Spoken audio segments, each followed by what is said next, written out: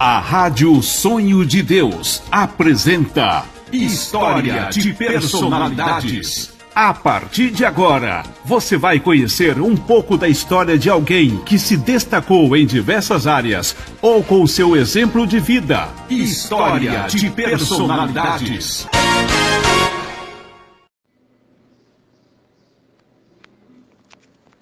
Prezadas e prezados ouvintes desta emissora, Rádio Sonho de Deus.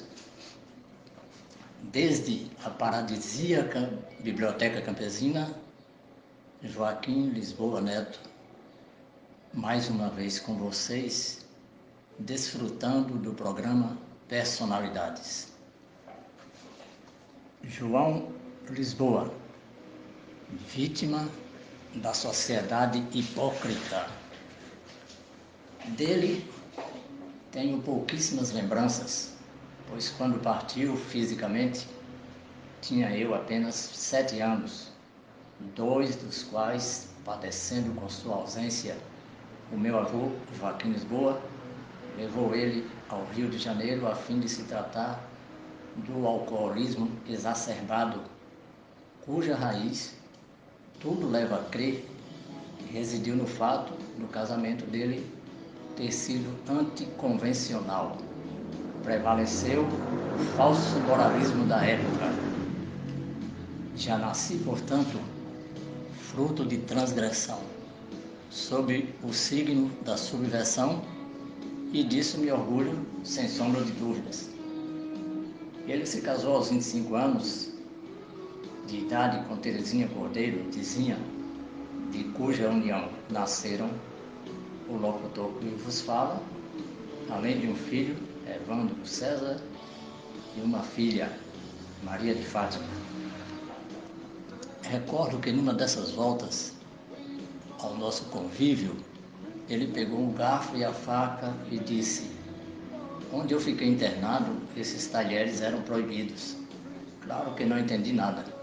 Não poderia imaginar que objetos cortantes eram proibidos em casas de recuperação. Algumas pessoas que viveram com João Lisboa comentaram comigo que ele era um homem muito inteligente e extremamente solidário. O meu pai escrevia diariamente uma crônica que ia ao ar pelo serviço de alto-falante na chamada Hora do Ângelus.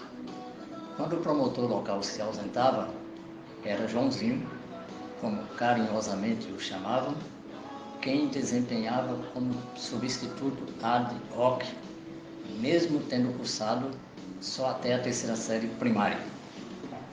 Certa feita, alguém comentou comigo que ele ia frequentemente aos bairros pobres de Santa Maria, Alto do Cruzeiro e Bebedouro, levando medicamentos e aplicando injeções nos despossuídos enfermos, sem lhes cobrar um centavo sequer.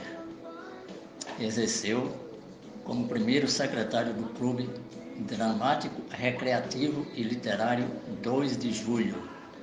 Influenciado pelo pai, músico de mão cheia, incursionou pela música desde a pré-adolescência como baterista do Tupinambá Jazz Band, o Tupizinho, ao lado de Clodomir Moraes e Zé de Francisquini, entre outros.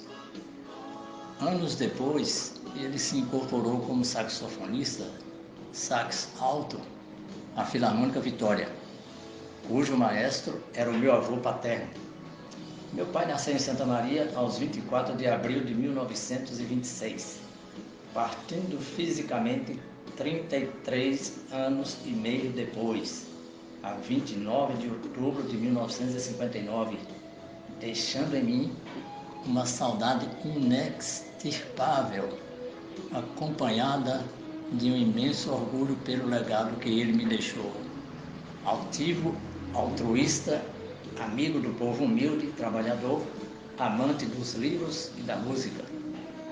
Certamente foi ele quem lançou em mim as primeiras sementinhas que me levaram a trilhar a rota da dedicação à cultura, à nobre e deliciosa arte de ler e escrever, modesta pluma a correr com frequência em defesa das causas populares, dos humilhados e ofendidos do campo e da cidade.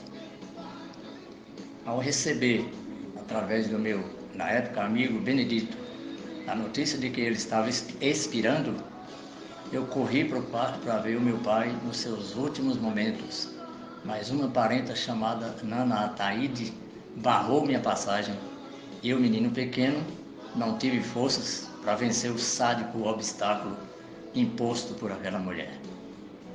Com a partida física dele, foi padecer dos 8 aos 10 anos de idade, de 1900 a 1962, um amargo exílio em Carinhanha, margem esquerda do Velho Chico, fronteira com Minas.